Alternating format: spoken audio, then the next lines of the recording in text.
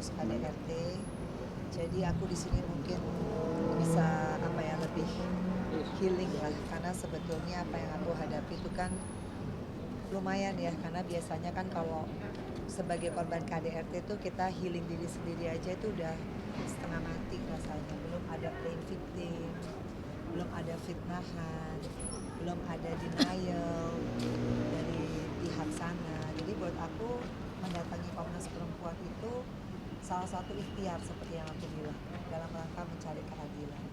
Dan alhamdulillah dari komisioner semua Komnas Perempuan justru menyatakan dan mengapresiasi apa yang aku lakukan dengan tindakan aku melaporkan KDRT. Aku berani speak up sampai di titik ini.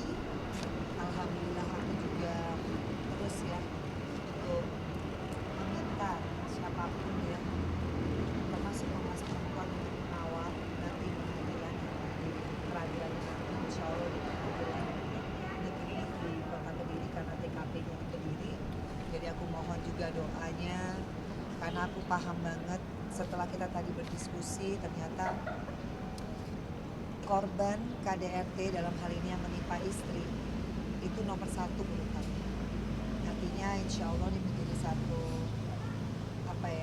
semangat juga nih buat teman-teman perempuan yang mungkin mengalami kayak aku, korban KDRT yang masih berproses di kasus hukumnya sendiri. Tapi kita juga on the other hand, kita juga harus healing diri sendiri. Kita harus punya semangat untuk diri sendiri, karena marwah dan martabat kita tuh ada di diri kita. Jadi kedatangan aku alhamdulillah di Komnas Perempuan, insya Allah mereka juga akan mengawal proses hukumnya nanti di PN Kota Kediri. Insya Allah saya minta doanya buat teman-teman juga untuk mengawal ini, untuk mendoakan saya juga supaya saya kuat, karena yang saya hadapi nggak bakal sesederhana itu. Jadi ya alhamdulillah ini ikhtiar saya, mudah-mudahan ini mendapatkan hasil yang luar biasa. Jadi saya juga minta tadi Komnas Perempuan untuk turut merespon ya masalah KDRT ini. Kalau udah dengan urutan pertama menimpa perempuan, artinya ya perempuan ya support perempuan. Jadi buat saya alhamdulillah tepat tadi bisa berdiskusi, banyak banget pencerahan ya Roro yang bisa kita dapatkan. Kebetulan Roro survivor juga untuk korban KDRT. Ya memang kita harus maju, kita nggak bisa melangkah mundur, karena hanya kita yang bisa nolong diri kita sendiri sekali lagi. Dan speak up untuk masalah KDRT sekali lagi itu sebagai satu bentuk apresiasi kita terhadap diri kita sendiri. Jadi yang paling sayang sama diri kita sendiri ya kita sendiri. Jadi kalau kita merasakan KDRT ya dengan segala konsekuensinya ya, kita harus maju ke depan dan jangan takut. Hasil dari obrolan dengan Komnas Perempuan sendiri, mereka sendiri seperti apa memberikan masukan ataupun pembicaraan yang tadi Mbak Vena utarakan di dalam? Mereka feedback apa mereka? Ya mereka kan harus ada satu mereka akan rilis ya.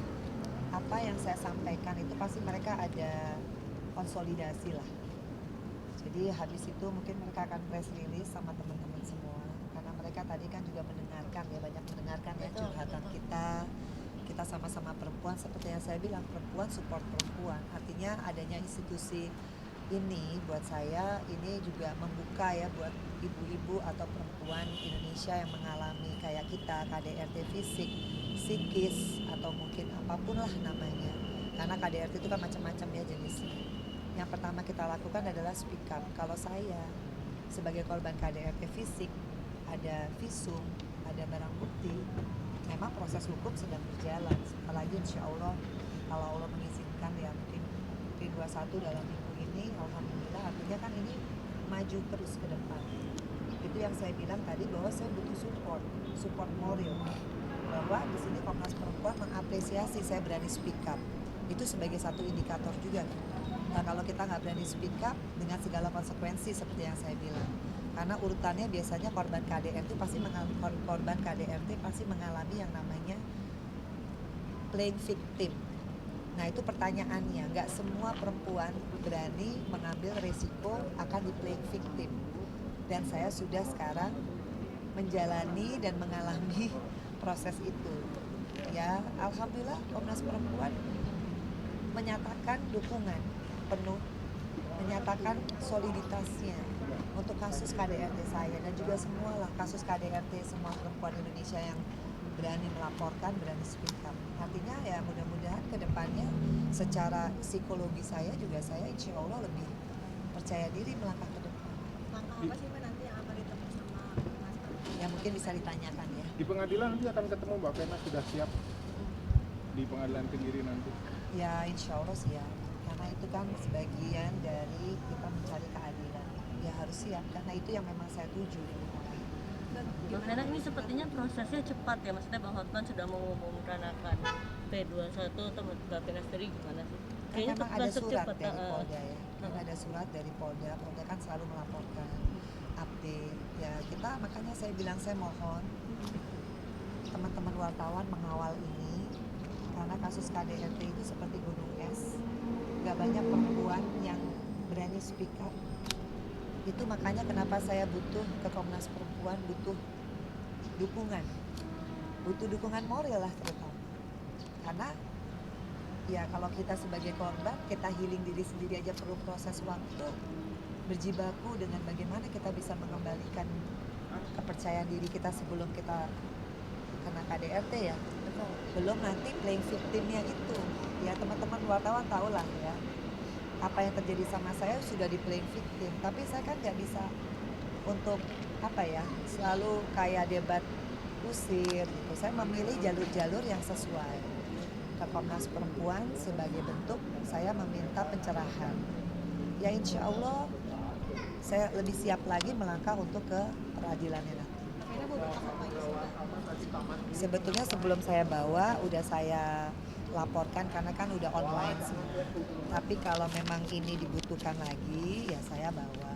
Itu udah dilihat, udah Apa aja semua. Mbak mungkin Mbak data-data yang dibawa? Udah tahu semua lah, sama. Tadi ketemu sama siapa Mbak di dalam? Komisionernya. Ada beberapa komisioner, kita juga bertukar pikiran ya. Betul, tadi juga Nyai mengutarakan pengalaman pernikahan yang amat sangat buruk, di mana Nyai telah dilakukan juga sebagai Nyai korban KDRT, verbal dan non verbal, perselingkuhan, dan Nyai juga sharing kepada ibu-ibu komisioner yang terhormat tadi di Komnas Perempuan bahwa saat ini Nyai mensomasi untuk memperjuangkan keadilan Baby Sultan gitu.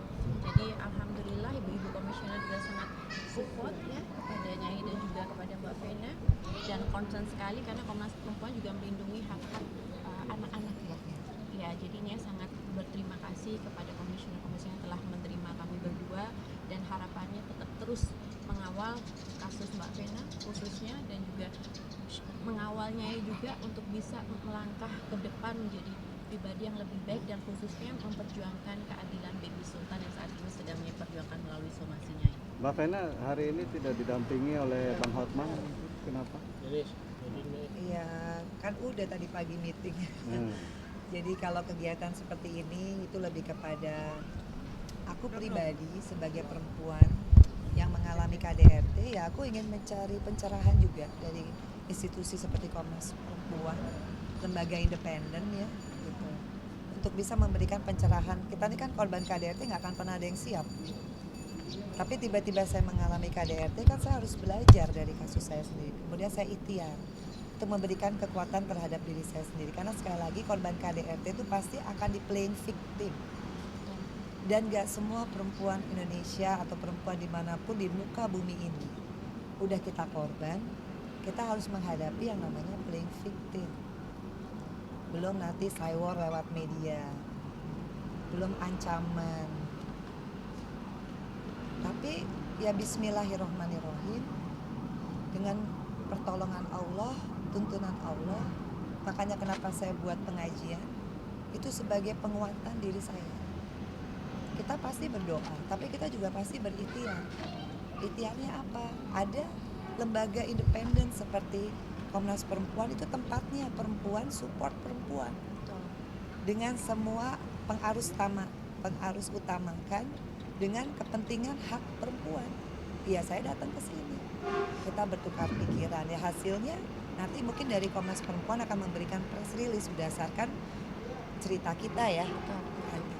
Mbak Vena, ada curhatan apa sih ke komisioner ketika mendatangi? Ada curhatan apa ke komisioner? Terlebih kan ini ada kayak semacam ancaman juga. Ya sudah pada tahu, mungkin teman-teman wartawan yang lebih tahu lah. Saya kan di sini cuma hanya apa ya nggak gampang lah menjadi korban KDRT untuk bisa memperjuangkan haknya. Tapi yang saya pahami dengan sebulan peristiwa ini adalah Bismillahirrohmanirrohim, saya berada pada posisi korban. Saya di sini tahu ini negara hukum. Ya insya Allah saya harus memperjuangkan hak hukum saya. Keadilan buat saya ya hanya saya sendiri yang paling tahu. Tentunya dengan tuntunan Allah. Makanya semua saya bikin balance. Insya Allah dengan peristiwa ini saya akan juga sama Roro ya bisa menjadi perempuan yang jauh lebih belajar tentang bagaimana kita memilih pasangan salah satunya. Betul, Itu kan betul. tadi kita diskusikan juga karena banyak sekali ternyata Iya. orang-orang yang karena kita hijrah kan. Jadi berkedok agama, laki-laki yang memperalat atau ya bukan memperalat ya, memanfaatkan hijrah kita dengan mendalil-dalilkan agama untuk mendekati kita gitu. Dan ternyata berbanding terbalik atas aktualisasi atau kenyataannya gitu, yang amat sangat tidak bagus untuk Terus sekarang perasaan Mbak Vena setelah waktu ke Komnas Perempuan Lebih tenang kan Mbak, ada atau rasa gimana? lega atau lebih tenang? Iya pasti alhamdulillah karena semua yang namanya diskusi, pencerahan, semua yang namanya brainstorming itu pasti ada positif result gitu. Jadi kalau kita perempuan tuh pasti kita butuh kan mereka ahlinya ya kayak tadi ada psikolog, Betul. ada Mbak Ami sebagai memang dia lawyer juga. Kan komisioner itu latar belakangnya berbeda-beda. Jadi buat kita ini baik banget ya Iya. hari ini pencerahannya. banyak Ya. input Dengan informasi. psikolog sendiri sudah bagaimana keadaannya? Ya tetap tadi aja katanya Ibu Resti ya. Iya. Vena itu di masa apa sih dia bilang udah setelah kelihatannya oke. Tapi kalau dari cara dia melihat saya cerita sebenarnya masih ada depresinya. Iya, post trauma. Post trauma ya Iya, namanya. post trauma. Jadi kalau secara kasat mata saya kelihatannya semangat berdaya dia bilang apa namanya berdaya lagi. Berdaya. Bisa ngomong, bisa jelasin tapi sebenarnya di dalam kamu tuh kamu masih depresi. Namanya post trauma. Iya. Udah ada tenang belum sih Mas setelah melakukan hal ini? Ya insya Allah. Udah mulai ambil job dan aktivitas mungkin Mbak? Belum. Mbak Vena kabarnya Ya, sudah udah mau melakukan maghrib, pendaftaran Mbak. cerai Udah juga mau gimana? maghrib, kita Aku belum nggak sholat. mau ngomong